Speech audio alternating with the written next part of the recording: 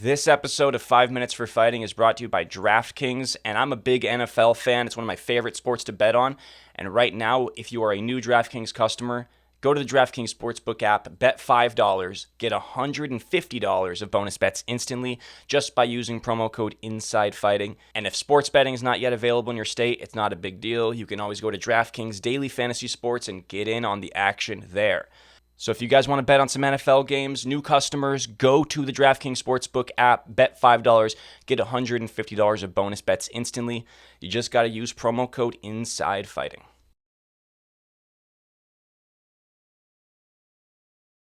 Congratulations, coming off a big win over Melquizael Costa. I don't know if Melquizael Costa at UFC Vegas 83.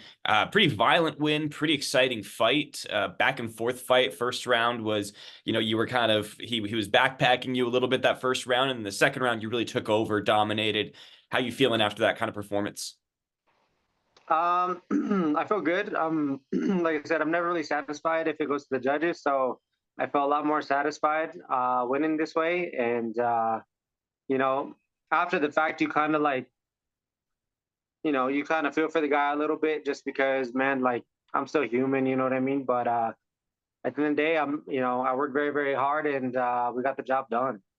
Yeah, touch on that for a second. So what in particular was it that because I know that some fighters talk, like Jalen Turner talked about this after his fight with Dan Hooker, how he felt, even though he lost that fight, he felt some kind of way about seeing Dan Hooker in the hospital. Just sort of touch on that. What was going through your head after the fight?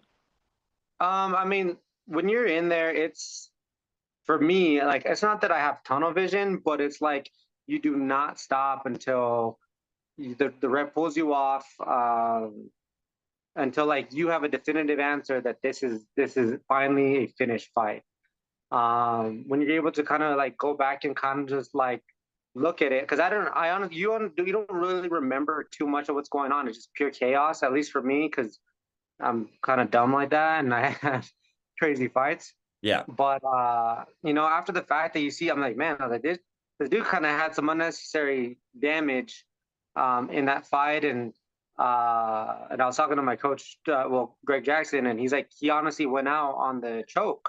He says you woke him back up. He says he right as soon as you let go, he went out, and he didn't try to defend the elbow strikes or anything like that. So I guess because I couldn't see him, I couldn't see nothing, and I was behind him, Yeah. and yeah, man, I landed three big elbows, that really, really, put a stamp on things. But I mean, at the end of the day, you feel kind of bad because he probably was out, and I didn't even know, But at the Yeah. end of the day, we signed the dotted line for, and we know the risk coming into these fights, man, and it's just the nature of our sport.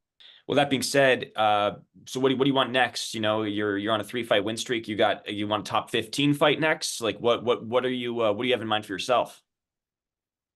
Honestly, like I think anybody wants to get to the top, right? They're all trying to get to the top, but we also want to get paid too. So like Yeah. if we're trying to fight top 15 guys, I also want to get paid like on their level. I don't want to necessarily just, fight them for pennies and nickels, you know what I mean? If they're getting, quarters and dollars, I want quarters and dollars too, you know what I mean? But I think a fun fight would be, and I think I talked about it like on the interview with Paul Felder and even in the post fight media.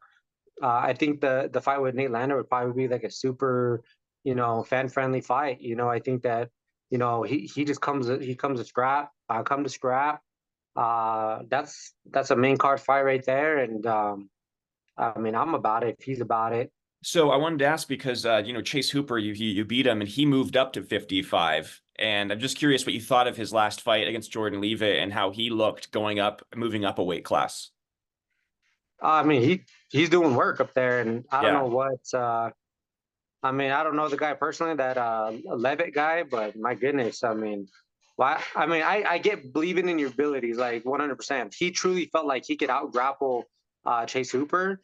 Then more power to him. But this is also a game of strategy. You know what I mean? This is you also got to have tactics into play and stuff. And I feel like a fight with Hooper, is like almost like a like a very messy fight, and very very what's the word? It that just seems like a hard fight to really take to the ground and be very, very confident in your abilities not to get submitted by someone like him. Right. When I fought him, I was like, if we go to the ground, this is not going to be a good fight for me. You know what I mean? Um, I mean, he subbed Clay Guida, and Clay Guida is a very top heavy wrestler guy. You know what I mean? And subbed him no problem. That guy is so talented on the ground, and people don't give him enough respect that he probably deserves on how dangerous he can be on the floor. And that's Yeah. why, like when I fought him, I was like, no, I was like, we're doing everything possible, even if I have to like, knock him down as many times as I had to. You know what I mean? We're gonna keep this on our feet. Yeah. And Levitt, wanted to take him down, and I'm like, well, me personally, I feel like Levitt has decent striking. I mean, Right. I haven't seen him strike too much, but I mean, I would have risked my chances on the ground, on the feet, than on the ground. One of the last questions I wanted to ask you, this might have been before your time there. Did you ever train with Jon Jones at Jackson Mink before he left? Did you guys ever train Yeah, together? man. Yeah, no, he's a friend for Yeah. sure. So I know that Uh, because you're a New Mexico guy, right? yes, I was born and raised here. Yeah. So you still bump into him a lot? You guys still train together? We don't really train together anymore. Okay. I mean, even when he was here, like we would shadow spar, you know what I mean? Or Right. Right. Right. we would just mess around. He showed me a couple things, like we'd be in the cage and he would like, don't do this, do this. You know what I mean? Like he was very helpful, and like, even my very first fight into the UFC, he gave me some advice, and it really stuck with me. And I appreciate our moments that we've had. And every once in a while, like I'll bump into him, like last year, I think I bumped him at a Christmas dinner uh, Okay. somewhere and stuff. But we we've always been real cool ever since since I've been there and since he's been there. And he's actually a fan of my dad. So like Oh, we cool. just all kind of, yeah, we all get along. There's no bad blood Yeah. between anybody. At least because I know he's doing his own thing. But yeah, he's an amazing leader. I will say, like, I can't speak outside of the gym, but in the gym, this guy is probably the hardest worker, the best person to motivate you. He encourages everybody. He's just a well-rounded leader, and he's a guy that you can see why he's the GOAT. He Yeah. just is. I guess I was curious because there's so much talk about this Stipe fight and how now they have this interim title. Just curious what your thoughts are. He's a friend of yours. What do you think about the UFC sort of having this like interim belt, but also they're still doing the Stipe Jones fight where Tom Aspinall might have to defend the interim belt? What are your thoughts about how they're handling this Jon Jones situation? Because there's two schools of thought, right? Where like Jon Jones, that Stipe, I mean, sorry, Aspinall said that he thought that Jones should be stripped, or they should just make that fight next. Do you think that the UFC is handling this right, where you're still making the Stipe Jones fight as the actual title fight versus Aspinall, whatever his next fight is, would just be defending an interim belt? I just think it depends on like what aspect you're looking at, because Yeah. like as a purist of a mixed martial arts situation, I mean that it just does not make sense. None of that stuff Yeah. makes sense. You know what I Right. mean? But from a business point of view, it makes all the sense in the world. You know what I mean? The biggest fight that you can make, especially in the heavyweight division, is to have the greatest heavyweight of all time and the greatest MMA fighter of all time. And then, I just see that being like probably the biggest fight without Conor McGregor's involvement Right. um, to date. So yeah, like from a business point of view, I think that's the smartest thing to do, just because the magnitude of it, and they don't want to lose that.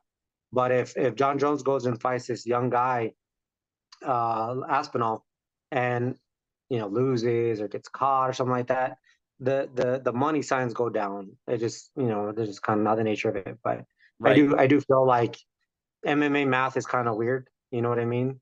Uh, but yeah, from Pierre's point of view, Aspinall should be fighting. Honestly, I don't even know why they didn't offer Stipe, but like I said, they're trying to save that fight. They think that's Yeah. so important that that fight is just it has to happen, and they want to save the integrity of that fight. So I get it. Yeah. It's ultimately there is no fight if John doesn't agree or Stipe. You know what I mean? So Right. um, I'm kind of curious to see like how that's going to play out, because since he's the interim title, the main title fighter should be fighting the interim title holder, Right. right? Yeah, exactly. That's why people are Yeah. sort of confused about what's going on. But I think it's just I think you're right. It's like this is a legacy fight. There's a chance both guys are going to retire. That's not confirmed yet, but there's a chance that's going to happen. So it's sort of like this is a very unique situation for the UFC. It's almost like bigger than the titles, to be honest. This is like a Yeah. super fight, you know? Yeah. Right. That's how you have to look at it.